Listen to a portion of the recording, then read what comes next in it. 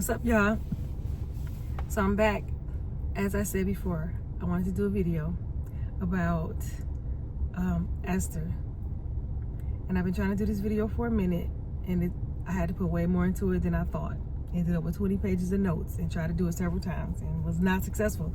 But I'm excited now because sometimes the delay is because there's something else that needs to be, like, that I need to know or learn. Okay, so Esther.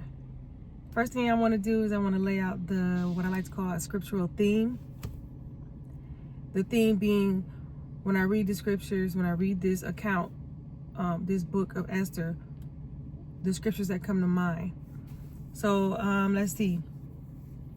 First one, Genesis 12:3. This is the Most High with his promise to Abraham's seed. I will bless them that bless thee, and curse them that curse thee.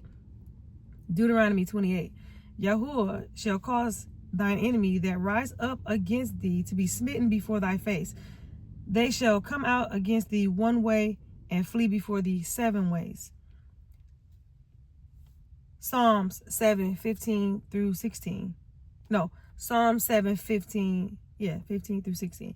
He made a pit, and this is Daniel speaking when he was praying concerning his enemies, praying to the Most High. He made a pit and digged it, and is fallen into the ditch which he made. His mischief shall return upon his own head, and his violent dealings shall come down upon his own plate. Proverbs 21:1. This is one of my favorite scriptures. The king's heart is in the heart. The king's heart is in the hand of Yahuah. As the rivers of water, he turneth it whithersoever he will. So those are, like, I didn't want to put too many down, but those are like some of the main scriptures that come to mind when I read this concerning what Yahuah has promised and what he can do for you when you come across different situations. I also have applications, okay? Because when we read these accounts in the scripture, like, it's not just storytelling, okay? The purpose is not just to read a story to be entertained. It's to read historical accounts, so that through reading those accounts, seeing how Yahuah operates, you can learn who he is and how he keeps his promises. So the applications that I just wrote down 4. I could go on, but I just did 4. Number 1, your elevation is not for your comfort and pleasure. It's for a mass of people, but you have to offer yourself as a sacrifice. So when Yah is elevating you, it is not for you. It is not for you to flex. It is not for you to feel like you came up and just for your own life or just for the life of your household. This is for masses of people. This is for communities. This is for your bloodline. This is for nations. And you have to offer yourself. So that means that you have to come to the edge of yourself, which could mean near death. It could mean serious persecution. It could mean, like, just really being low for a period. And you have to offer yourself for the benefit of the people that you're called to. I literally just got that today. Number 2, don't show the full of your position or your possessions when you're elevated. Number 3, trust and believe that Yahuah's word is truth. He will avenge you. Number 4, devastation is absolutely necessary for elevation. You will be hearing those some more. Okay, let's get it. So Esther, when you start off reading the book of Esther, it begins in the Middle Persian kingdom, and right now King Ahasuerus is on the throne, and he's in his 3rd year of reigning over Persia. So, and the Persian Empire, the Middle Persian Empire, was 127 provinces. So it starts off with King Ahasuerus. He's having a feast for 180 days. Okay, he had a 180-day feast for everybody, men both great and small. He had feasting for 180. That's a whole school year. That's crazy. So 180 days of feasting for everybody in the kingdom, in the palace, around the surrounding cities, whoever, everybody was welcome. So and the queen Vashti, she was having feasts too for women. So at the end of the 180 days, they went ahead and started up another one, a 7-day feast. But the 7-day feast was only for like the top leaders. It was only for the great men, for the elite, for the princes around the provinces. It was only for the rulers. So King Ahasuerus, he has all these rulers in the kingdom, in his palace, and he's having this lavish party. And then when you read the scriptures, it even describes like what the decorations were like. You know, the cords and the linens and the gold and just all these fine things. It was very lavish. So he had all these people in his palace. He's entertaining them. And he calls for his queen. He sends a servant to go get Vashti. And he wanted her to come back wearing the crown royal so that he could show her beauty off to all these princes and all these rulers that he has invited to this party. Vashti was very beautiful. He wanted to show her off. So the servant came back, and the servant was like, yeah, she said no. And the servant reported back to the king, let him know that she refused to come. He was very angry. And so, and she did this thing in front of everybody. So imagine the embarrassment. And immediately the king, he asked some of the, his servants and his other princes, he asked them, like, what do you think I should do to handle this situation? He asked for counsel. Now, here's something significant I want you to remember about that part, when he asked for wise counsel. Well, he asked for counsel, period. Several times I noticed that King Ahasuerus, he asked somebody else how he should handle a situation, or he allows someone else to bring in what they want to be done. And I don't really see him making his own decisions. So he seems to be a king who's easily manipulated and kind of like allowing other people to rule through him. That's really significant. You'll see why. So he asked what he should do. So, the princes, they're talking, and one of them was like, hey, look, like this thing that she did, she didn't just offend you. She didn't just offend us. She offended all the princes. She offended everybody in Shushan. She offended everybody in all the provinces, all the men and the women. She just offended everybody, okay? I'm like, this is extreme. Like, what she did, like, I understand. I get it. I understand, like, when you're a person of power, you're the queen, everything that you do, you influence people by your actions, and the things that you do, it says more than you even intend. But it was extreme. He's saying that she offended everybody. You got to do something about this, because if you don't, then the word is going to get out, and everybody's going to think that it's okay for women to be disrespectful to their husbands and not listen to their husbands. So you got to do something about this thing. So right then, the prince, he was like, if it please the king, let it be written that men shall bear the rule in their own household. So he wanted to make a whole law based off of what Vashti did, to say that a man should have rule in his own house.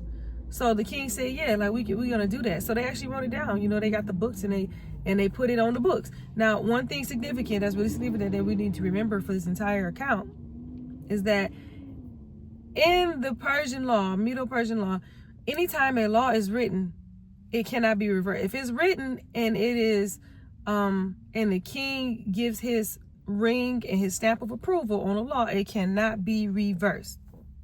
So this law was written. They had the law written down. They went and got it right away, wrote the law down that men should bear the rule in their house. They wanted this thing to go into the kingdom, all throughout the kingdom, to let an example be known. Hey, don't do what she did. So they made an example out of her. And then the king, he divorced her, got rid of her. She was no longer queen, and he put the word out that he was about to he's looking for a new queen. This is where the story begins. So there was the scripture says there was a certain Jew, okay? The certain Jew being Mordecai. So Mordecai, he was a Jew, and he came into the kingdom by way of the Babylonian captivity. So he was carried away with King Jeconiah. He was carried away from Judah to Babylon by King Nebuchadnezzar. So, and I'm assuming with him was brought his little cousin. So he has his little cousin that's actually his uncle's daughter, and that's Esther. So Esther, both her parents died somehow. Maybe they died by way of some violence, but both her parents are dead, and Mordecai raises Esther as his own daughter. So when Mordecai got the word that the king was looking for a new wife, he brought Esther to like this pageant. They were having like a pageant where they call all the virgins of every province and all over the palace. They call all these virgins to come forth so they can see who would be fitting for the king. So he brings Esther. Esther comes, and they're checking out these girls, and right away when the king saw her, it says that immediately he gave her things for purification. He found favor in her right then. It says that he favored her, and several times you will see that it says he favored her several times. And favor is really important, because favor is like, it's spiritual. It really is. It's more than just physical. It's more than just being pleased with someone. Favor is truly something that you can't explain. Like, for some reason, I just want to bless this person. For some reason, I want to have mercy on them. I want to be gracious toward them. I want to do things for them that I'm not doing for nobody else. So immediately Esther had favor, and he gave her things for purification. So as soon as it was known that the girl was in the running for becoming the king's wife or becoming a new queen, they had to go through a period of purification, which was a 12-month period where for 6 months they would they'd be treated with myrrh, 6 months of myrrh oil. And myrrh is known for being a cleansing agent, is antifungal, antibacterial, antiviral, and then 6 months of sweet smelling odors. So a whole year of being purified before you even came to the king so he can talk to you. So just imagine, if this is a pageant, you got to be purified before you even get to the point where he even sit down and ask you about yourself. Now, but what I see in this situation, that this was deeply spiritual, and maybe the king believed that this was just for him, but really this purification was something that Yahuah was doing for her. So during this purification, Mordecai told Esther, he said, don't show it to anybody. She had to stay in this house. It was like a house of women. She had to stay in this house for 12 months. So she was away from everything that she knew. She was away from home. And Mordecai said, don't show it to anybody. Meaning, don't tell your family, your friends. Don't let nobody, be quiet. Just stay hush. So Esther disappeared for a year. But Mordecai was with her. He was in he came to the inner courts of the palace every day to check on her, to see what would come of her. That's what it says. So he was there every day to check on her. But he said, don't tell this. Don't show this to anyone. And it says that Esther obeyed as she would have when she was a small girl. So this thing that he told her, he was very serious about it. And he was saying, it was like a protection thing. And she respected him and respected what he said and obeyed him as her father. So she's in there for the whole year. He's checking on her every day. And at the end of the purification, each virgin will go to the king. At the end of 12 months, she goes into the king, and it says she would go in the evening and come out in the morning. So this is the time, I don't know what was going on, but during this time, somehow, some way, he would determine whether or not he was interested in her. Like, he wanted her to be the queen. So when it came to be Esther's turn, she went in unto the king, and it says that he loved her above all the other virgins. So after he had his time with her, he immediately knew, like, this is her, this is my wife. He put the word out, like, this is the new queen. So he wrote something, sent out something to an announcement to everybody in the province, everybody in the kingdom, let them know there's a new queen. This is who the queen is. And Mordecai told Esther again, don't show it to anyone. Now, I thought about that, and I was like, what do you mean don't show it to anyone? Like, isn't this public? Like, he didn't put an announcement out there. Doesn't everybody know that she's queen? Maybe everybody does know that she's queen. But he didn't say don't tell anybody. He said don't show it to anybody. Which to me means, like, don't bring anybody in your business. Don't try to floss. Don't try to flex. Don't try to invite your girlfriends and your cousins over and be like, look what I got. Look at the palace. I'm queen. Girl, he did this. Girl, this is what I got. He, like, stay low, right? Which brings us back to the application. So the application that I wrote down, don't show the full of your position or your possessions when you're elevated. When the Most High elevates you, yes, it's going to be seen. Yes, everybody knows that this is where you are, this is who you are, but they don't know everything. You don't have to tell them everything. You don't have to tell them everything that he gave you. You don't have to tell them everything, all the authority that you carry. You don't have to tell them all the territory that you have. The only thing that they need to see is what's necessary. Just let them see what is, and you don't have to tell them anything else. And that's for your protection. You protect yourself from jealousy, envy, all these unnecessary attacks.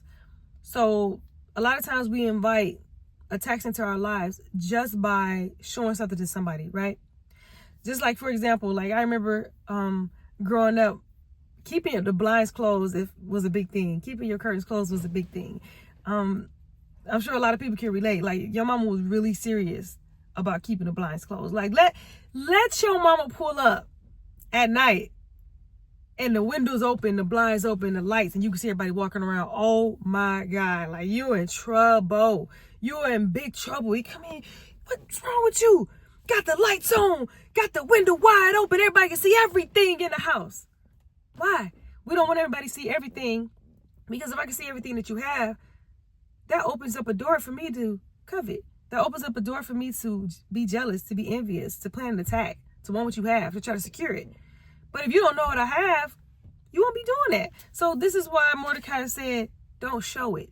You ain't got to tell everybody. We know you, queen. You ain't got to show everybody your new apparel and invite everybody over to the house and all that.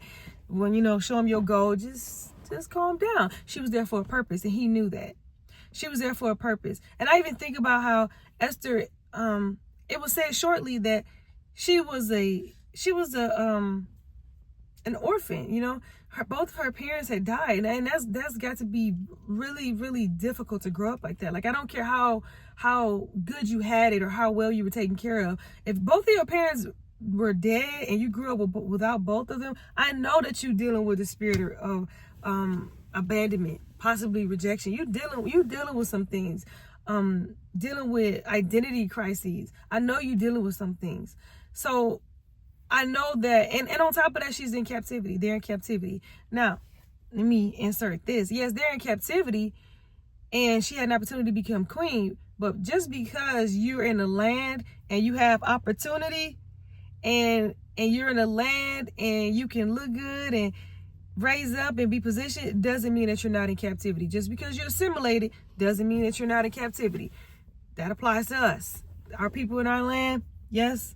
In America, we're in the land and we have opportunity. We can elevate. We can be blessed. We can have authority. We can have positions, but we still in the land of our captivity, because this is not where Yah originally had us to be. Like, we came here by being captives, right? Okay.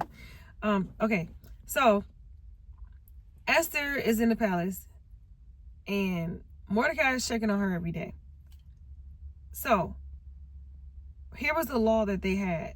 The law was, even for the queen, now she's queen, even for the queen, nobody was allowed to come into the inner courts of the king unless they were specifically beckoned for. And if you came into his inner courts and he didn't specifically call for you, you could be killed. Unless he extended his golden scepter out to you and for you to touch. And then if he did that, then, you're okay, and he'll ask you what you wanted. It would require favor. Remember that word, favor. It would require favor for you to be able to go into his inner courts and not end up dying. So Mordecai was in the inner courts. Well, he was not the inner courts. Mordecai was in the gate every day. And every day he was checking on Esther. He was talking to her too. So while he was in the gate, he actually came to know that two of the servants of the king were conspiring to kill him. They were mad at him for some reason, and they were conspiring to kill him. Mordecai heard it, and when he heard it, he sent word to Esther to let her know, hey, they're trying to kill the king. Let the king know. So Esther went to the king and told the king, hey, this was told to me by Mordecai. The king didn't know who Mordecai was to her. This was told to me by a man named Mordecai, that these two servants, they are trying to kill you. So it was investigated, and it was found out that they, in fact, were trying to kill the king. And when they did that, those two servants were hanged, and it was written in the book. Mordecai's name was written in the book, in the book of records, to let them know, on this day, these two servants, they were trying to kill the king. Mordecai gave word to the queen and saved the king's life. Wrote it down. Okay, the servants are gone, and that was it. Nothing else happened. Mordecai went about his business. So then, in comes Haman. So Haman is this servant who the king has, and now because the position has become open because two of these servants, have been killed. Now this position, and I want to insert this. I also see that King Ahasuerus clearly has people around him who are no good. So when I look at this king, I look at how he's letting other people make decisions, kind of like lead him in his rulership, and he has more than one person around him who's against him. He doesn't seem very strong to me. Doesn't seem like it. Okay, so this position comes open. Now Haman becomes elevated. Haman takes on his new position as a king's servant. So he has a new position in the house, and he's like second. Yeah, I think he's like second to the king. And Haman is this person, he's just feeling himself, like he's just hungry for power. Haman just really, he has a big ego. He really wants to be like reverenced. Haman want to be reverenced like he the king himself. But he's not he has an evil heart though. So Haman's walking in every day. Every day when Haman walks past, is ordered, because he's now this leader, he's been elevated, is now the king's law that everybody in the gates, when Haman walks past, this certain leader, this position walks past, everybody's supposed to bow down. And everybody's doing that except for Mordecai. Mordecai ain't bowing down. Why? Because Mordecai is the Jew, and Mordecai serves Yahuah. If you serve Yahuah, we don't bow down to nobody.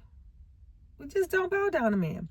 So Mordecai is in the gate, minding his business, and it was noticed by it wasn't even noticed by Haman. Haman hadn't even noticed it. It was just noticed by some other lower servants. Why he not bow down? He don't never bow down. I just realized that. And they ask him, why transgresseth thou the law? Like the law of the king. So they asked Mordecai that. Mordecai didn't even answer. Mind you, he's still minding his business. Like, man, he's trying to go on with that. Right? So let me insert this. This is how it is in our lives. A lot of times, when you're a chosen one or you serve Yah, you live a life that's different. Certain things you don't do, you don't engage in, you don't participate in. You don't have the same fears as everybody else, and you don't have the same value system as everybody else. People don't like that. So they'll look at you, and they'll be subject to something that they may not even like themselves. They'll look at you and they'll wonder, why are you not doing it? Why aren't you doing this thing? Mind you, they might not even want to do this thing either. But they want to know, why aren't you doing it? And it makes them mad that you aren't doing it. They're mad that you aren't doing it because when you are not participating, when you decide that you're going to set yourself apart, you're shining a light on them and showing them what they're doing. And it makes them feel insecure. It makes them feel like, do you think you're better than me? So, and really when somebody says, do you think you're better than me? What it really means is, I feel less than you. That's why they didn't like that. So every day they looking at Mordecai like, I'm just imagining Haman walk in, everybody, they be like, here comes Haman. Everybody bow down. And then Mordecai over there like, and then they looking at him, why you not keeping the king's law? Like, who do you think you are? Why you not bowing down? So it says every day they said that. Every day they said it, and they said every day Mordecai ignored them. So then it came a time, or I guess at one point, Mordecai told him like, hey, I serve Yah. Like I'm a Jew, or I'm a Yehudim, or like whatever he said to indicate that I don't live by y'all's laws. I got a whole separate set of laws that I live by, and the king that I serve is the king above all kings. So I ain't got to do that.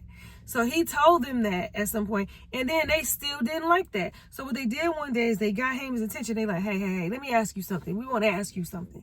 So they asked Haman, and they told Haman, they brought it to Haman's attention like, hey, Every day you walk through here, everybody bow down except for him. I mean, and the reason why they asked him, they said that the scripture says that they wanted to see if what Mordecai told them would stand. Because Mordecai told him, I'm a Jew. They want to see, will this stand? Would Haman approve of this? Like, when we tell Haman this, is Haman going to be okay? Or is he going to say that it's not all right? So when they brought it to Haman's attention, then now Haman, like, mind you, Haman, very small man, okay? Very needing, very huge ego, very small, very wicked. He looking like, so you ain't bowing down to me when I come in here? What you mean? So when Haman found out that he wasn't bowed down, Haman became angry. His heart became evil against Mordecai. Now, this particular part, this is when it's really spiritual. You really see like the demonic part coming in, this demonic agenda coming in, because all that took place from this point all the way to the end. This ain't no regular human stuff, okay? This is something that has to be spiritual. An agenda that's already in the spirit, and that a spirit is influencing human beings to bring this into this realm. So when Haman seen that, found out that Mordecai wouldn't bow down, he became angry against him. And it says that Haman, it wasn't enough for Haman to just destroy Mordecai. It says he wanted to destroy all of Mordecai's people.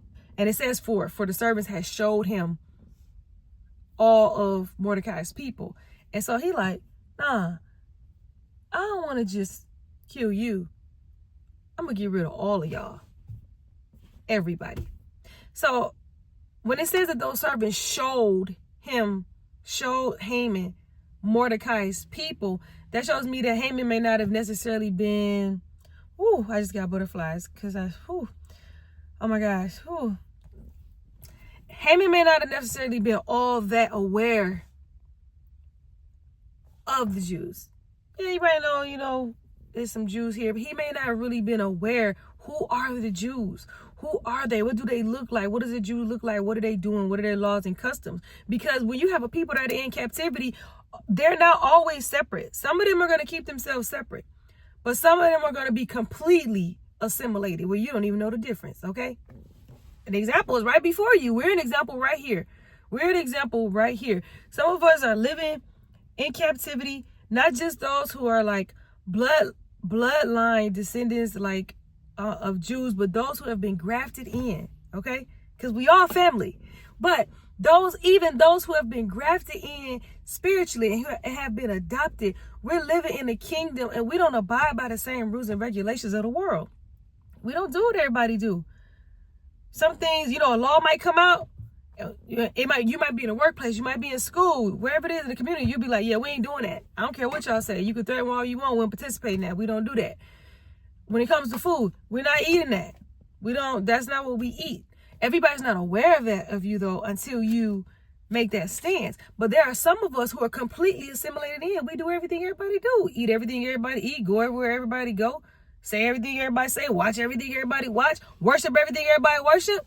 Some of us are just the same. You completely assimilated in. So some of the people may not really know who you are. So Haman probably didn't know who all the Jews were. He probably didn't really know like that.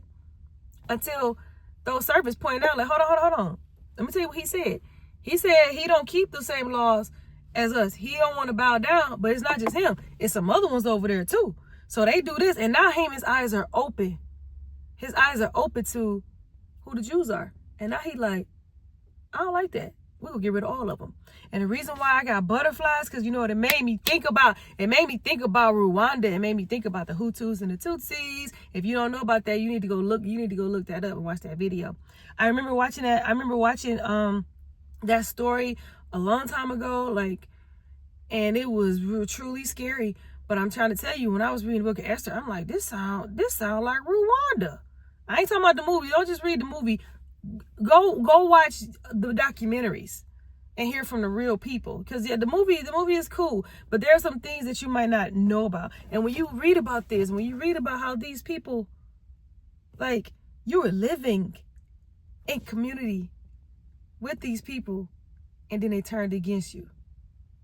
People that you actually knew, your actual neighbors. This is scary. We ain't talking about no soldiers. We ain't talking about no random people that you don't know. We're talking about people that you worked for, worked with, you lived for, you left too much. I'm talking about somebody who watched you. I'm talking about people who you did business with, your neighbor, people who you sold stuff to, your friends. They turned on you to kill you.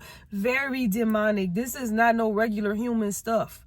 But this reminds me of the Hutus and the Tutsis, because it was the same thing. They were not the same people, and those people were separated for a reason. Okay, and I just read a quote this morning. It just like shook me, shook my spirit. But it was just a quote from like one of these people, like one of the Tutsis, and they were saying the evil that they experienced was unimaginable. So if you already know about that, I want you to link this together. If you don't know about that, I need you to go watch and find out that story so you can understand what's going on in the book of Esther and what they were facing. Right. So Mordecai at this point, he's angry. He like, man, he had it out. He had it out for Mordecai and all the Jews at that point. This is not a natural thing. This is demonic. Haman, I want to say exactly what it said. Look, it says he thought to lay hands on Mordecai alone would be worthless. So he decided to destroy all the Jews that were in the kingdom. So it wasn't just Mordecai. This was about the whole belief system. All right. So, and this is like around year 12, okay? Remember when we started, the king he had been reigning. It was his 3rd year of reigning. Now we're like in year 12. So Esther's been queen for years at this point. So Haman told the king, he said, there's a certain people scattered abroad and dispersed among the people in all provinces of your kingdom. Sounds familiar.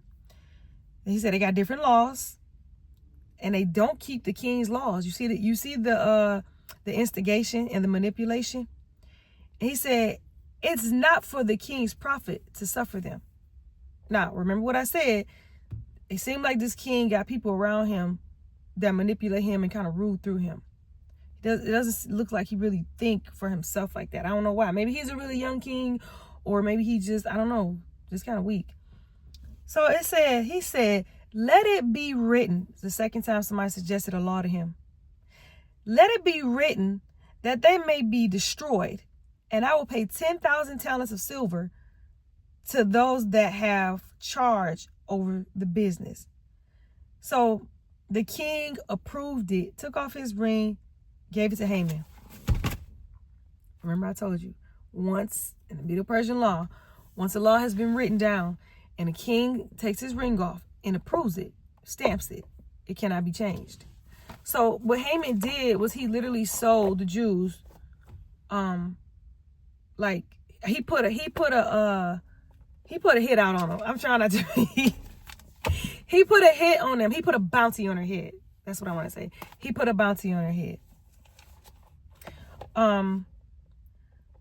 So immediately the scribes were called. And they wrote this thing down. They got it written down. Once it was written down, you can't change it. It's already in the works, right? It's only a matter of time before it completely manifests and is brought into this realm. So he sent to all the king's provinces. Haman had this note sent out. I mean, I keep getting butterflies thinking about this, man. I'm telling you, I'm thinking about the Hutus and the Tutsis and this too. But he sent this out to all the king's provinces, 127 provinces. Sent it out to everybody and said, destroy, kill, cause to perish the Jews, both young and old. Take all possessions, little children and women, in one day. One day. Now, Rwanda I believe that that massacre was like 100 days long. Oh my, what a hellish thing. Okay, this is like crazy. That's nuts. But it says this was to be done in one day. Okay, so it says, and this was supposed to be on the 13th day of the 12th month. It was published to all people And he said, be ready. And it was sealed by the king's ring. Now, man, it's so much. I don't want to rush through it, but, you know, whatever. If you ain't got time, you ain't got time. But, so he sent this thing out. And then it says, then the king and Haman sat down to drink. Let me tell you what's significant about that. Food and drink is spiritual, and I say that a lot. You're going to hear me say that all the time. You're going to see it all throughout the scriptures. Food and drink is spiritual. It is deeply spiritual. When we come together, anytime we come together, we fellowship, we celebrate, we make some type of covenant, some type of agreement, a business deal, and we sit down and we eat together and we seal the deal with food and drink. So this demonic thing was done, and this thing was written, and he got the king's approval, and then he sat down with the king of the entire of all these provinces and had a drink with him to seal this whole agenda, this demonic plan. It sounds hopeless, right? It sounds hopeless. But yeah, hallelujah, right? But yeah, he already had somebody in the palace. But yeah, he already raised somebody up. But yeah, he already got somebody in the palace and in the court that's going to turn this thing around for his people. He ahead of you. Y'all's ahead of you. So you think about this when it comes to your life. All kinds of things happen in your life. All kinds of devastation is happening in your life. Sickness, disease, brokenness, family brokenness. Like, I don't care what it is that's going on in your life. Losing all kinds of things. All kinds of destructions happen in your life. Violence happening in your life. Losing positions. Losing people. Death happening in your life. And sometimes these things happen, and sometimes, see, we can experience devastation. Like, y'all work us up to devastation. You can experience some devastation, and you be like, okay, you know, that was hard, but I know God gonna get me out of this. He got me, you know, I understand. You know, we've been willing to do it for a night, but joy will come in the morning. You know, he's got more for me. God ain't done with me yet, right? But you got to get to that point where you get that devastation, where you get devastated to the point where it shakes the core of who you are. It caused you to rethink, who is Yah? Hold on, wait a minute. And this is healthy. This is healthy. Don't let nobody lie to you and tell you there's something wrong with you because you doubting everything you ever thought. And you got to rethink it. Ain't even necessarily doubting. Let me rethink. Hold on for a minute. I don't know what's going on. Where did I go wrong? Did I miss a turn? Did I hear something wrong? Is that what you told me to do? Am I in trouble? Am I being judged? Am I in sin? I ain't talking about those of you who are, because if you in sin and you being judged and you've done wrong, you know you've done wrong. I'm talking about when you're not being punished, but it feels like you are. Okay? Go back to the Joseph video. But it feels like, did I do something wrong? Just imagine that devastation. Whenever you've been devastated to that point and the enemy has put a bounty on your head and sold you for destruction, y'all already got a plan for you. He already got somebody appointed. There's already somebody high up. There's already a plan before that thing even got started. Long before that.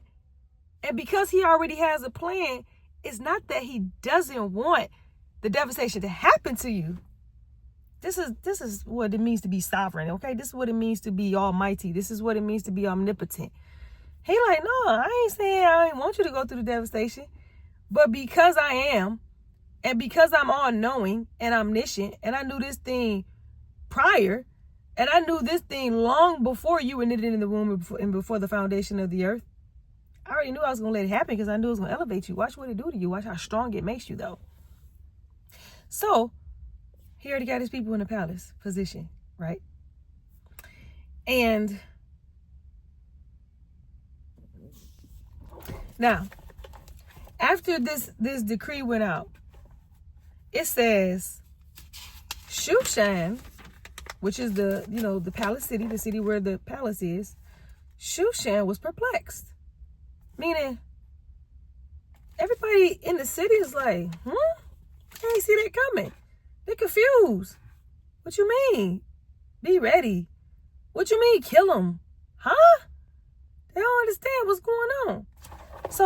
So now, over this period of time, I don't know what time period it was before it happened, but let's just say it was a month or months. So over this period of time, people are confused. They don't really know what's going on. But, people start talking. Okay? People start talking. Now that this evil seed has been planted, people are talking all over the kingdom. So maybe some people are like, I ain't about to do that. Why would I do that? Maybe some people are saying, what about the Jews? What is it about the Jews? Now people learn who the Jews are. Now people are learning about their customs, learning that they keep different laws, learning that they are have different belief systems.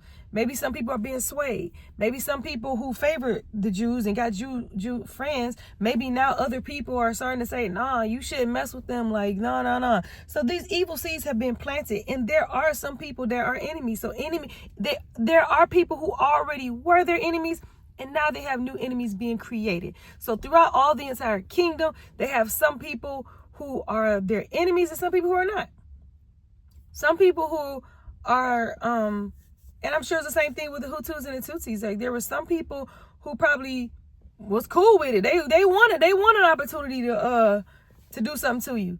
And some people are like, I ain't about to do that.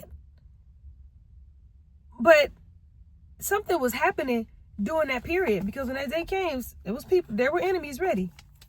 So it says when Mordecai learned about this, it says he rent his clothes. Now we know that, when you rent your clothes, we know that that's a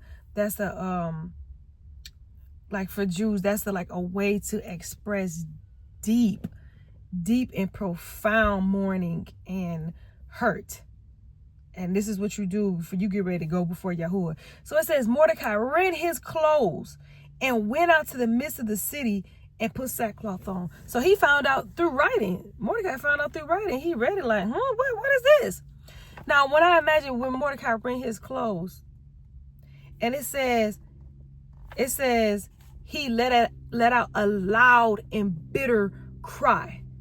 And when he let that cry out, you got to know that Mordecai know that this began with him. Mordecai knows that this is because I wouldn't bow down.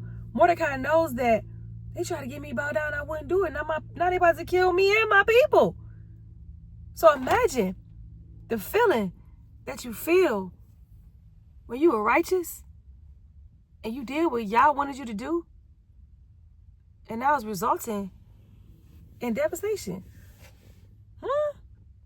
You mean tell me I was obedient and I was just doing what Yah told me to do, and this is the reward? So he rent his clothes and he let out a loud and bitter cry.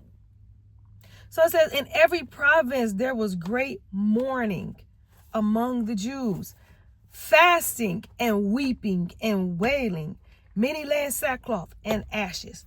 Now this sound real bad. Listen, I know I could imagine how horrible this was, okay? But in Yahuah's plan, sometimes y'all be like, yeah, that's what I need y'all to do. Really. Sometimes I need you to be facing something so great that's gonna have you on your face. Go on, rent your clothes, tear your clothes off. Cover yourself, put on sackcloth and cover your head with ashes. You need to lay down before me. You need to fast. You need to weep because you done forgot who I am. You too comfortable in this land of your captivity. You too comfortable around the Babylonians. You too comfortable around these heathens. You think you one of them. You eat everything they eat. You done forgot what I told you. You done forgot who you are. You don't even worship me no more. You got another guy. You think you one of them. You trying to be like them. You supposed to be leading them and you trying to be like them. So I imagine Yah is like, yeah, that's what I wanted. That's how he is when we go through devastation. We go through something and we let out that loud and bitter cry, and you cry before him, and you water your pillow with tears. I love reading that in the Bible. It's so funny. You water your pillow or your bed with tears, and you crying out for him.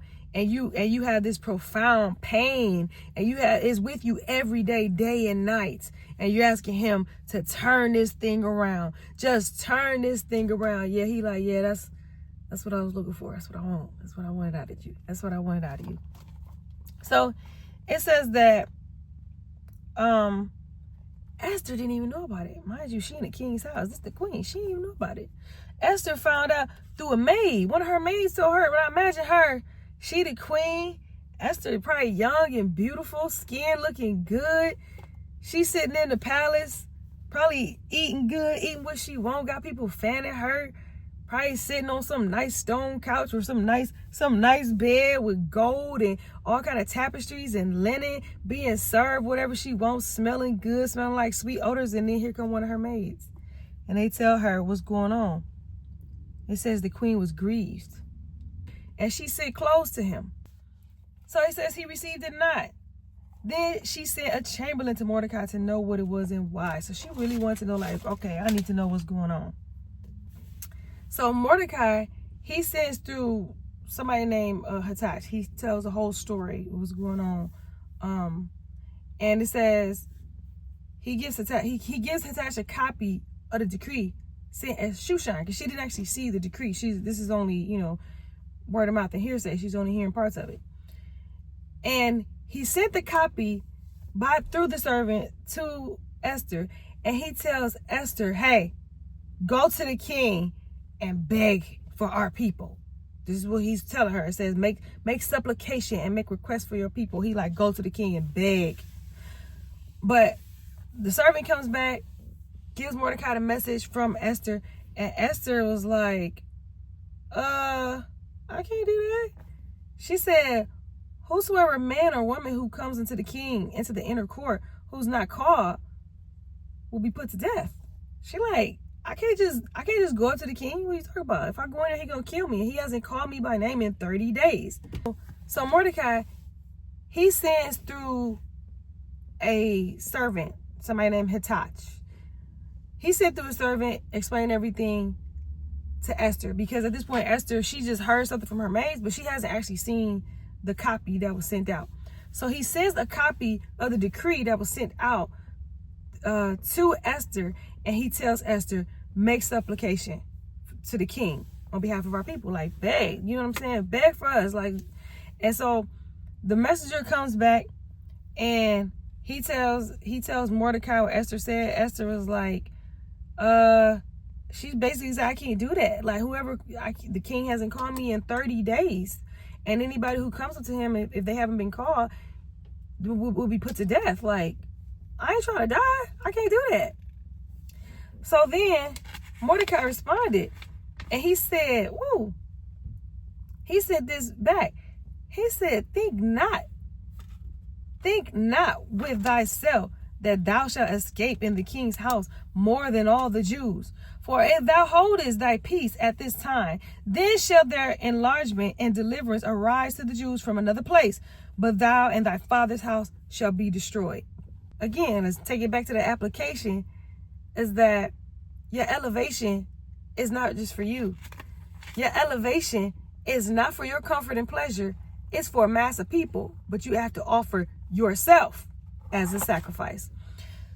So he was like, look, like, what? You think you about to be in the king's house while the rest of us die? You think you gonna get away? You might get away this time, but you'll be dead later. You and your father's house, you and your whole bloodline, it's gonna be a wrap. And it says, and then he says this, who knoweth whether thou art come to the kingdom for such a time as this? So Mordecai is now speaking that thing. He's letting you know. That's why you here. How you know this ain't why you here in the first place? It wasn't just because you was cute. Yahuah had a purpose. The favor that the king had upon you wasn't just because of your smile. Yeah, you might have a beautiful smile. Your teeth might be like pearls. She might have had a nice body. She probably was full, shaped all nice. She might have been thick, had beautiful hair, a nice attitude. But that don't mean that that's why you there. It's going to take a little bit more than that. Favor ain't got nothing to do with your looks. Favor ain't got nothing to do with how cute you are. Favor ain't got nothing to do with your charm. Favor is from Yahuah. Favor is spiritual. Favor is something in the spirit that says, give them some more. Let them do what they can't do. Have mercy on them. Be gracious toward them. Give them extra. That's what favor is. So Esther responded. So after he said that, so when Mordecai said it to her and he was like, don't think you're going to escape in the king's house, she had to have been convicted. You know why? Because this was her response. Esther responded. She said, go, gather all the Jews in Shushan and fast for me 3 days. And my maids will fast, and I will go in unto the king. If I perish, I perish. That's what she said. If I perish, I perish. That is how you offer yourself as a sacrifice.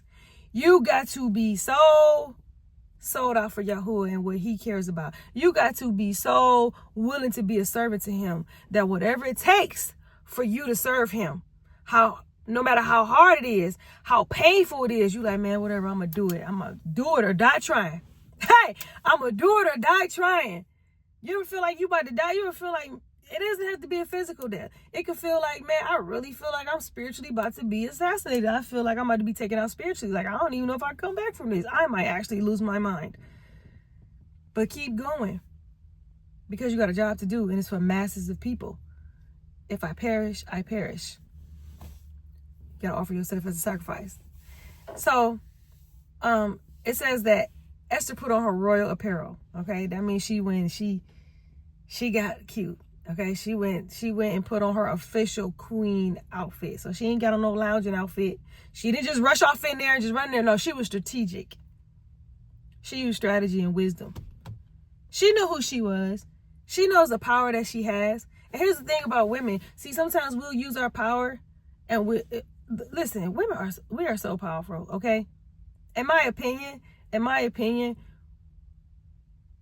I truly believe that Yahuah made women to be the most powerful. And I believe that and that's why we're such a gift to man. And I believe that that's the reason why Yahuah gave authority, gave men authority over women.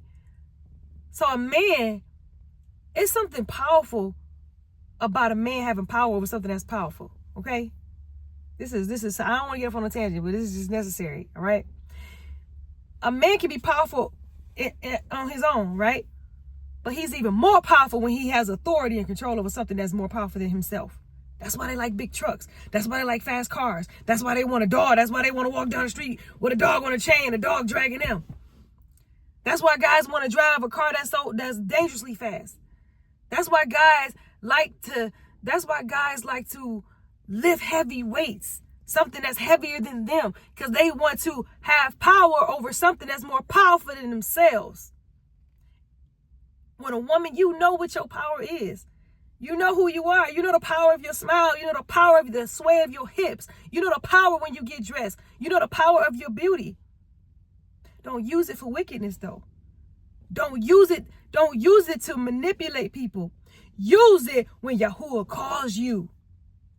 Use it for when Yahuah needs you. Use your pearly smile for Yah. Use the power of your beauty for his purposes. And that's what Esther's doing right now. So Esther, she put on her royal apparel. You know she was looking good. And it says she stood in the inner court. She had to have waves of butterflies. Okay? Waves of butterflies. Now, we're going to talk about the power of fasting, too, because she ain't just going there willy-nilly. Come on. She had a fear in her because she knew this man could actually kill me. He actually could. I don't know. I mean, I know he said he liked me and all that. I know the times that we had, but he actually, if he in a bad mood, he actually could kill me. She went in there with some fasting and prayer behind it. I'm going to talk about fasting and prayer, too. And fasting, I ain't talking about no Daniel fast. I'm talking about a not chewing fast. I ain't talking about no fruit and vegetable fast. I ain't talking about no juice fast. I'm talking about a no nutrient fast. So they was fasting. They was praying for her before she even went in there. Because she like, I ain't trying to die. So she went in there. It says she went and she stood in the inner court. When he saw her, it says she obtained favor in his eyes. That's from the fasting. She obtained favor in his eyes. An even greater favor than he already extended to her. Because that favor comes from Yahuah. Which brings us back, hallelujah, to one of my favorite scriptures. Like I said, let's take it back. Proverbs 21:1. The king's heart is in the hand of Yahuah. As the rivers of water, he turneth it whithersoever he will. So Yahuah is influencing his king. And he looked upon Esther, and he didn't look at her and say, you crazy? He didn't look at her like she was crazy. Like, what you doing here? It says he looked at her and she obtained favor in his eyes. Not only did he hold out his scepter, he held out his scepter. She touched the top of the scepter. And the king says, what wilt thou, Queen Esther? what is thy request? It shall be given to thee, to the half of the kingdom. You only get that kind of response when you got favor from Yahuah and some extra from fasting and praying. So it says, Esther, she after he asked her, like, what you want? He like, what you? I'm just imagining, like, in modern terms. He like, what you want? Like, what you want, baby girl? Whatever you need, I give you whatever you want. So she said, she invited him. She said, you know, I want to invite you and Haman to a feast. That's my request, that you and Haman would join me in a feast. And right away, he like, okay, well, what you want though? You know, she said, I'll let you know my request when you come to this banquet today. He like, okay, I'm gonna come to the banquet, but just tell me what you want. He wanted to know what she wanted right then. Okay, I'm imagining she looking good, smelling good, and he like, I want to know what you want right now so I can give it to you. He wants to be able to extend to her the thing that she wants right away. He's itching to give it to her. He's itching to give her whatever she wants, but she is strategic. She knows what she's doing. She like, come to the banquet. Come to the banquet. You and Haman, y'all come to the banquet, and then I'm gonna let you know what it is. Then he was like, okay. So then Haman get the word. Haman find out that he's been invited to a banquet with the king and the queen. King Ahasuerus and Queen Esther. I've been invited to a banquet, and it's just me. He is so happy. Mind you, I'm telling you, small man, very large ego, very full of himself. He already think he knows what's going on. Says Haman was happy. He was happy as I don't know what. He went and told everybody. He walked past Mordecai. He was mad again. He wanted to do something to him right then, but it said he restrained himself. So he was happy. Haman, when he told his family about his promotion, he went and told his wife. His wife's name was Zeresh. So he told his wife about everything. He told his children about everything. You know, he let them know your daddy being promoted. You know what I'm saying? You just keep doing what you're doing. You do what you're supposed to do. Stay strong. Keep working hard. And you'll be promoted like me. But this one guy, Mordecai, I'm sick of him. I can't stand him. Every time I walk past him, I just get mad as I don't know what. So he telling his wicked wife this. And when I say wicked wife, you're going to see why. Because his wife, it was her idea. The power of a woman. Listen to this. The power of a woman and her influence. His wife, it was her idea. She was like, you know what you should do? You should build a gallows 50 cubits high to hang Mordecai. Then go to the banquet. She said, then go to the banquet merrily. Before you even go to the banquet, go build them gallows for him. Then go to the banquet. Then you can enjoy yourself. So that's what she told him.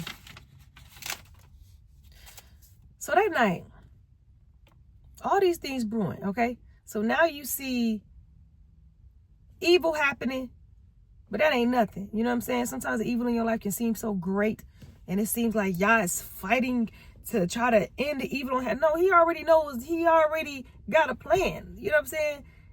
We got to make sure we don't have this image in our head of good and evil, and this is the devil, and this is Yahuah, and they're going head to head. Like, no, it's more like a parent and a toddler. That's probably a better way to look at it. Parent and a toddler. So, that night, the king couldn't sleep. Now, you know when you can't sleep, sometimes that be y'all waking you up. I ain't talking about if you wicked, because you know the scripture said there's no rest for the wicked. I ain't talking about that. I'm talking about when you can't sleep and you tossing and turning. You ever be tossing and turning in your sleep? And you like, what's going on? Like, there's no reason for me to not, like, I don't have a problem with sleeping. Nothing's keeping me awake. Why am I awake? I'm awake for a reason. That's the Ruach waking you up. So it said he called for the records of Chronicles to come. So he up anyway. He like, hey, go read me that book of records. He's being led by the Ruach. And so they brought him the book of records, and he read about Big Than and Teresh, the two servants that were trying to kill him, that were conspiring to kill the king. So he read about that. Now, what are the odds that he was going to read about that night? This is Yahuah. So he read about that. And then he thought about it. He said, what honor was done unto Mordecai? He remembered that, like, hold on. So Mordecai was the guy who saved my life. Did we do anything for him? And they like, no, you ain't do nothing for him. He like, wow. So Haman came to talk to the king about hanging Mordecai. Mind you, the banquet is today. The banquet is this day, right? Haman's wife told him, hey, build the gallows 50 cubits high. Hey, Mordecai didn't go to the banquet. So after he builds the gallows, he's getting right at the time where the enemy is trying to take Mordecai's head off. Yah is elevating him right at that time. So Haman came to talk to the king about hanging Mordecai. So I imagine he coming. This is the time he coming to him with all this energy. He like, hey, king, hey, let me tell you about the. Hold on for a second. Then he was like, Haman. He said, I need to ask you advice on something.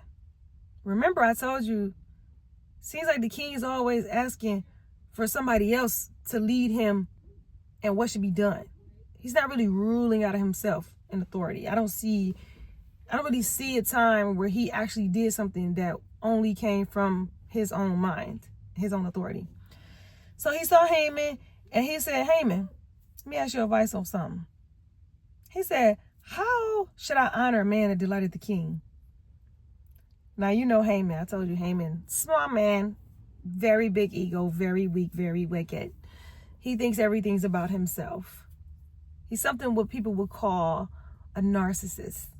So Haman, he was like, he got a smile on his face. He's so excited. He's already been invited to the banquet. I've already been elevated. And now he want to know what he should do for me. So Haman gives what his dream is to the king, his dream of being honored. So he said, the royal apparel that the king used to wear. First of all, when I read that, I was like, that's so whack. Like, I just feel like he specifically said that the king used to wear. That's what I'm saying. That's why I say it's like he wants to be the king. Because I feel like that was weak as a man to ask for the clothing that another man used to wear. Okay? All you're doing is showing how envious you are. Why you ain't just ask for new clothes for yourself? Get your own style. The royal apparel that the king used to wear. The horse that the king rides. And the king's crown. Give these things to the most noble prince. Let the prince dress the man. Bring him on horseback through the streets and proclaim that he's the king, he's the man that the king delighted in. So the king was like, all right, bet, do all this for Mordecai and let nothing of it fail from what you have spoken. Devastated. Haman is devastated, like, What? First of all, I want all those things for myself. Secondly, you tell me to do these things for this man that not only do I hate, but I was just about to kill him. I was just coming to you so I can ask your permission to hang him right now. So Haman, talk about being humble, okay? Trust and believe that Yahuah's word is truth. He will avenge you. He will. Hold on.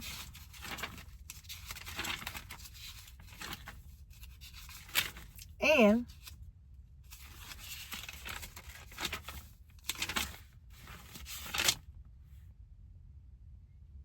okay, Psalm 7:15. He made a pit and digged it, and is fallen into the ditch which he made. His mischief shall return upon his own head, and his violent dealings shall come down upon his own plate.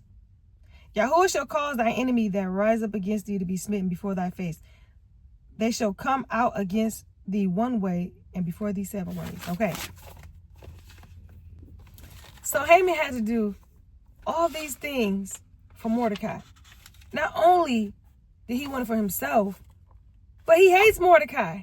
He can't stand him. He was just about to ask the king permission to hang him at the time that the king said these things. So now, not only is he not able to kill him, now he has to honor them. Oh my God, talk about being humble. This is what Yah will do for you. Not only will he avenge you from your enemies, but he will humble your enemies before you and have them come and serve you. Be your footstool. So Haman had to go to Mordecai, honor him. And Mordecai came back to the king's gate. It said, listen, I told you, very small man. Haman ran home crying to tell his wife and wise men. very small man, very big ego, very weak. It says they told him that if Mordecai is of the seed of the Jews. Now, mind you, it says he told his wise men. Listen, they said, if Mordecai is of the seed of the Jews, you will not prevail against him, but fall before him. Now he getting wisdom. His wicked wife told him to go build the gallows. And you're going to see how his wicked wife is actually getting him in trouble.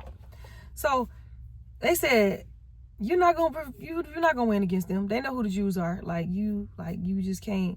You got Jews who being obedient. You ain't gonna prevail against him. You might as well stop.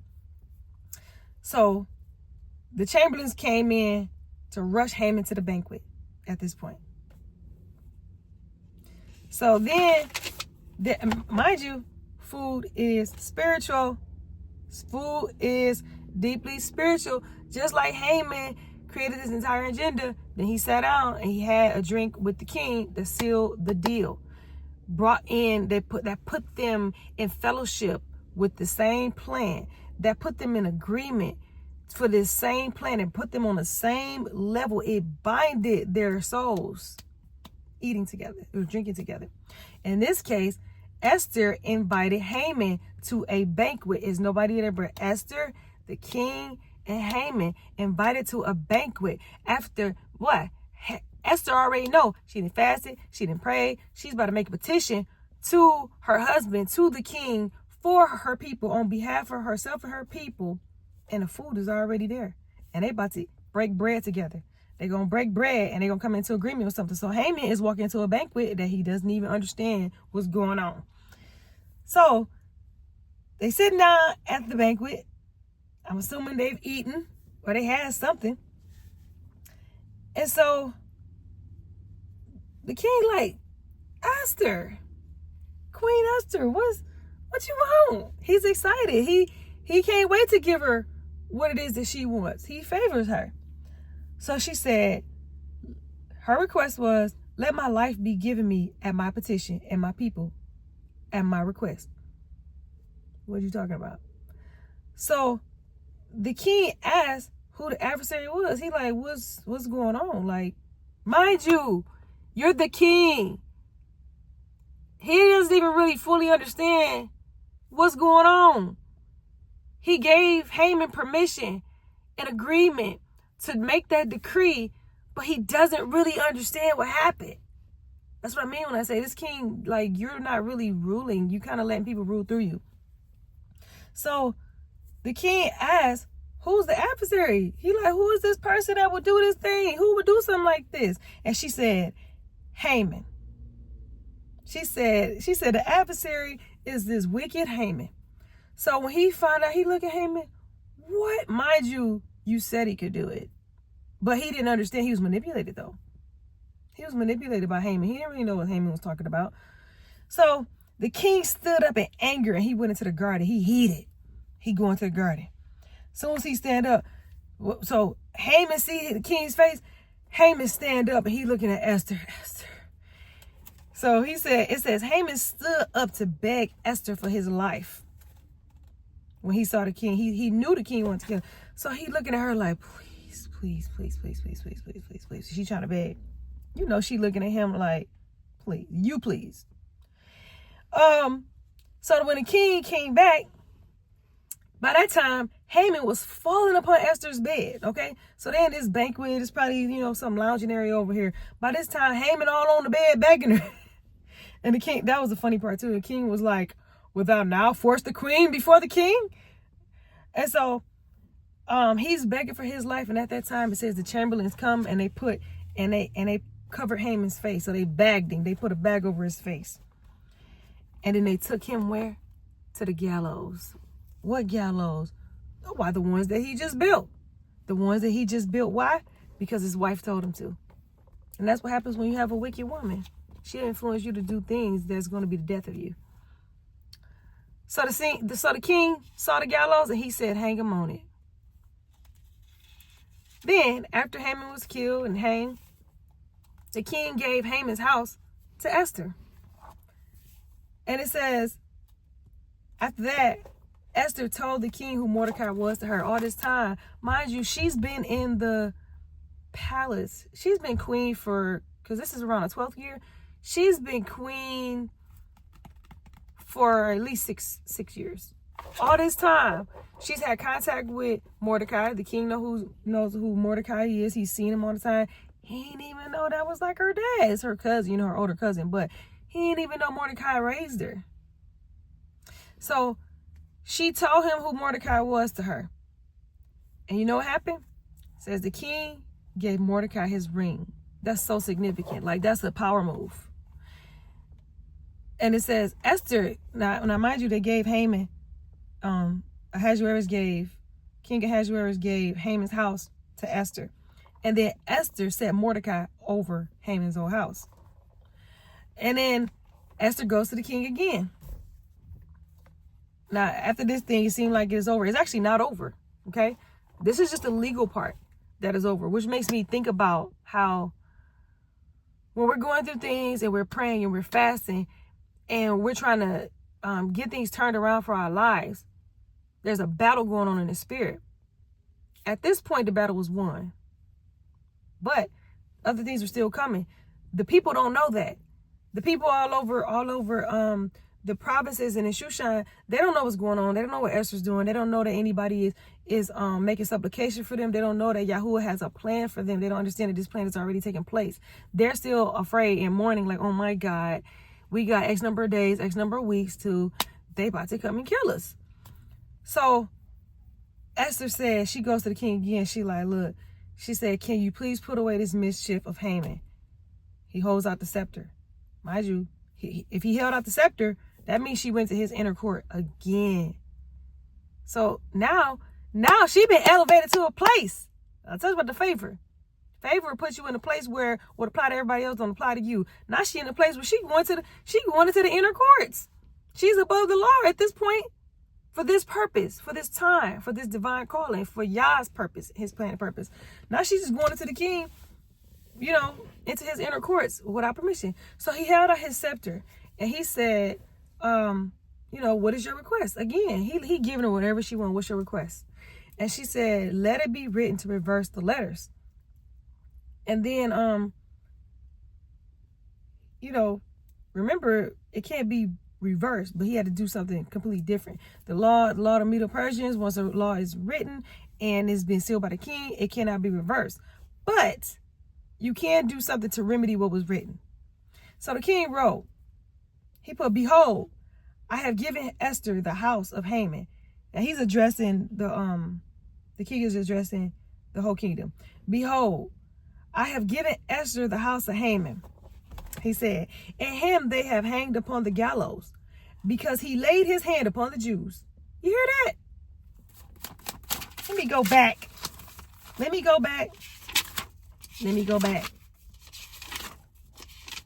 Remember, what did Yahuah say? Genesis 12:3. I will bless them that bless thee and curse them that curse thee. And the king said, what now? He said, they have hanged him upon the gallows because he laid his hand upon the Jews. Now he wrote that. And then he said, all right, here, go write what you want to write. This king, mind you, like I told you, it seemed like the king always letting other people write the laws that they want to write. But in this case, it's a good thing because it's not done for evil reasons. But he said, here, write what you want to write.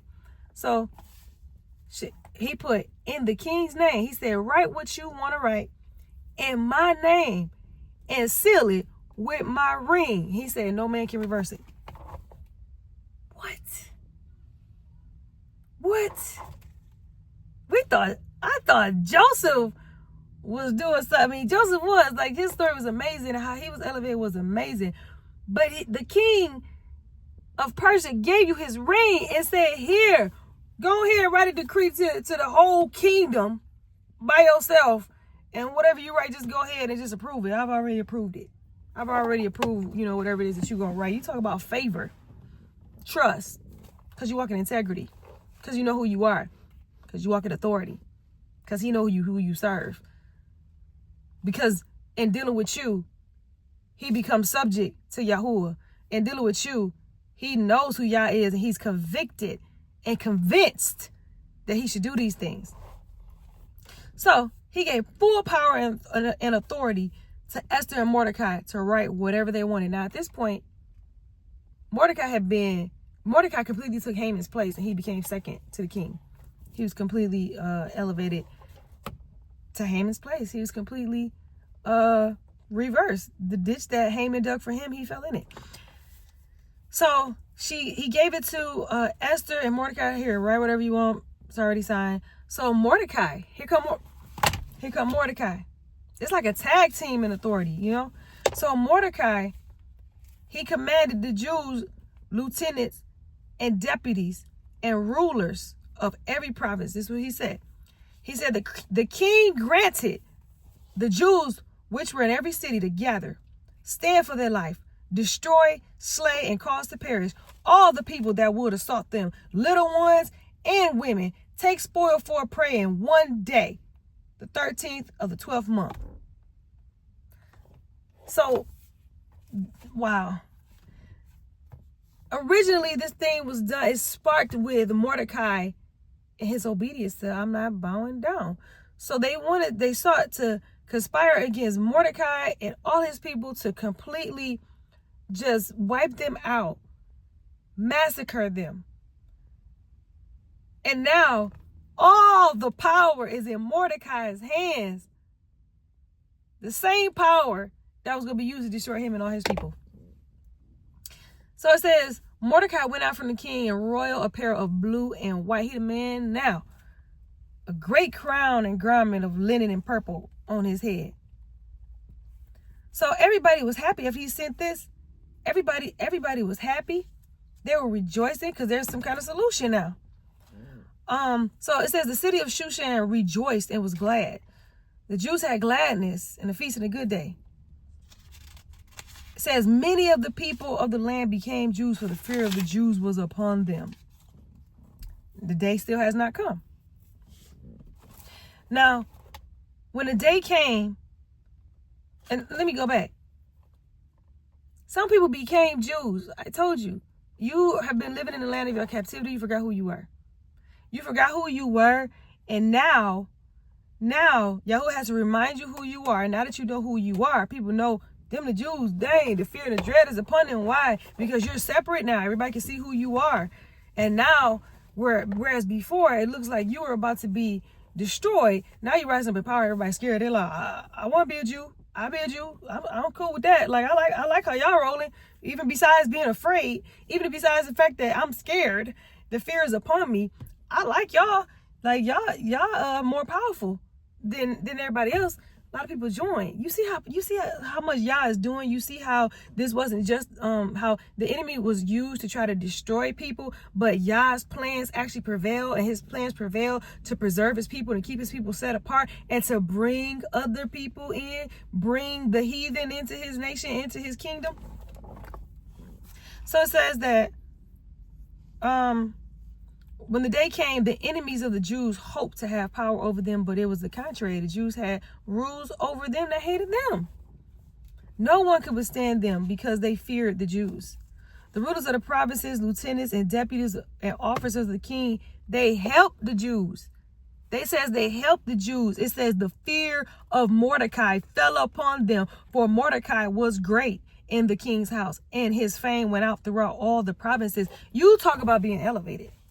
You started off as a nobody in the court. All this happened because somebody wanted to point you out and say, why are you transgressing the law of the king? He minded his own business. I'm minding my own business. But because you did that, it looked like you being jealous and envious. It looked like you trying to conspire against me was the destruction of me, when it was really my elevation.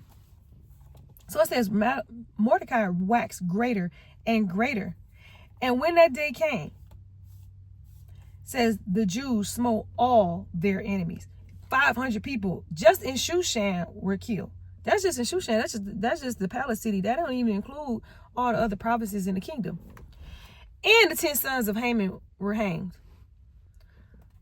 So the king, now look at this power, okay? Now the king, the fear and dread of the king was once upon Esther when she was like, I ain't about to go in there, he could kill me. And now the king was reporting this, he reporting back to his wife. He coming back to his queen, and he reporting the slaughter. Like 500 were killed, 500 enemies were killed in Shushan today. So he told Esther, the news of what the slaughter was. And then he said, what else? He still want to grant her what she want. What else you want? What else you want? And Esther said, do the same thing tomorrow. I want another day. Not just the day that Haman said, we're going to make another day. We're going to do a second day. We're going to do a second day of cleansing. We're going to do a second day, and we're going to sweep it again and make sure. So on the second day, it says they slew 300 men in Shushan. So there's still some enemies hiding. Or maybe some new people decided they wanted to rise up. They got rid of 300. So 800 people in total in 2 days was killed just in one city. 800 people who wanted to kill the Jews. Not just 800 people who were not Jews. 800 people who wanted to slaughter the Jews, who sought to destroy them, who sought to get rid of them, who were in agreement with this demonic covenant with Haman to destroy them. They were all destroyed. And then it says, total in all the provinces, 75,000 enemies killed total. 75,000. That's a crazy number. So just imagine there being 75,000 people who I ain't talking about 75,000 people who are prejudiced, not 75,000 bigots. I'm talking about 75,000 people who want you to die and are willing to do it with their own hands. And these are not just soldiers. These are not just governmental officials. These are regular people in the kingdom who would love to kill you. They were killed. So then after that, after all these enemies were killed and they were dealt with, it looked like the Jews were going to be destroyed, and they messed around and destroyed all their enemies. Sometimes y'all got to raise up an enemy so you can see who your enemies even are. Sometimes Yahuah needs your enemies to raise up and try to destroy you so that you can be like, dang, I ain't even know you had a problem with me.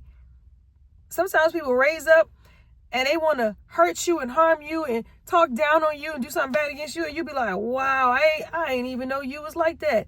I didn't even know that was in your heart. I had no idea you were jealous. I had no idea you were envious. I had no idea you wanted to see me do bad. Now I know. And now I know how to deal with you. So I see it. This is how I see it. I see this whole thing as a blessing. As y'all looking down like, you know what? They didn't forget who they was, and they don't even realize who's among them. I need to get rid of all these people, and I need to regather my people and keep my people set apart. So my people will separate from these people who are actually their enemies. And so my people will remember me, and my people will be preserved, because that's his promise. Remind you, this is Abraham's seed. The same people who Yahuah was preserving through Joseph coming into power, who he preserved from the famine. Now he's preserving from this genocide. This is a genocide. You see that all throughout the scripture. All throughout the scripture, you're going to see how the enemy is making war with Yahuah's people. And there's one seed trying to wipe them out. But this is Yah preserving his people from genocide, keeping his word. I will bless those that bless you and curse those that curse thee. So then after that, it says they had a good day of feasting and gladness. And Mordecai sent a letter to the Jews, and he told them about exactly what happened. So now the king was asking even more. This is Esther had a last request. Her last request was to basically make this day of remembrance. I don't want to forget this. We don't want to forget what happened here. So they made it a day of remembrance, and they wrote it down. This went on the books. It went down as a decree, and it was sealed by the king's ring, that from now on, this is going to be a day. And Mordecai said this out to all the people, all his people, all the Jews, and all over the provinces, that we're going to remember this time that happened to us, these 2 days. These 2 days where we were supposed to be destroyed, but Yahuah allowed us to destroy our enemy, and we're going to remember it.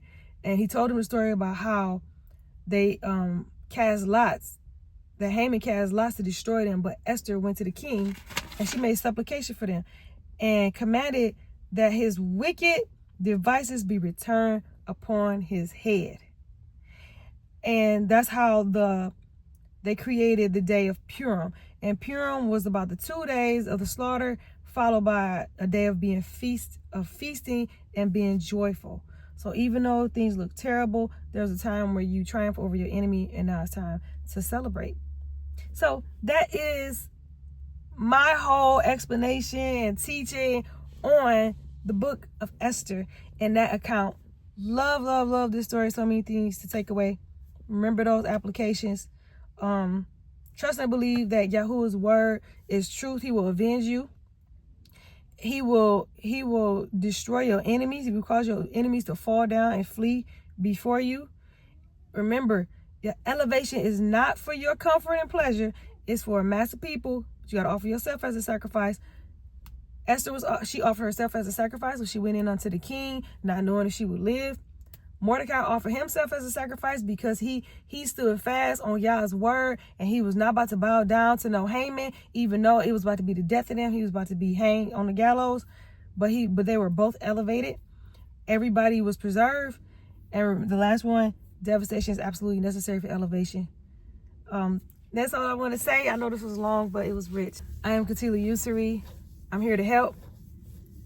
I am a distributor of wisdom from Yahuah. I teach it, I write it, and I model it. Y'all have a good day.